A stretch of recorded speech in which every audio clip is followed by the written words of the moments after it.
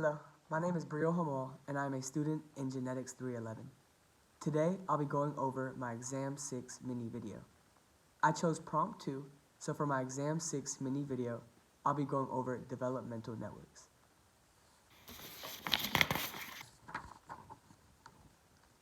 This was the hypothetical developmental network that was given for Prompt 2.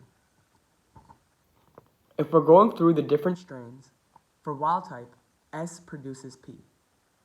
P suppresses I, and I suppresses K. K is now inhibited by P, so K can be converted into E, and E leads to the production of spikes. For the next one, P, if P is absent, it can't suppress I.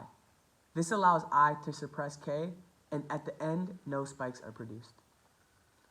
For the next one, I, if there is no suppression on expression, spikes can be produced.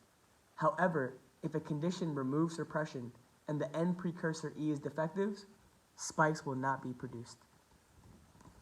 For I and E, I suppresses K, like I said earlier, which leaves E inactive and does not produce spikes.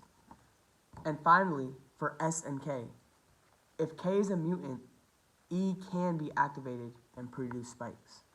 But if K is defective, E cannot be made, and there will be no production of spikes.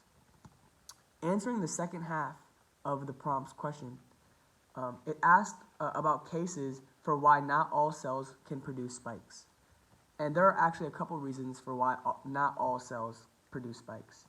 And one of those reasons is gene expression.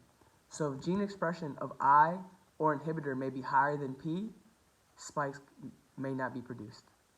Also, post-transcriptional and post-translational regulations can cause spikes to not be produced. So things such as methylation, phosphorylation, and acetylation can cause spikes to not be produced.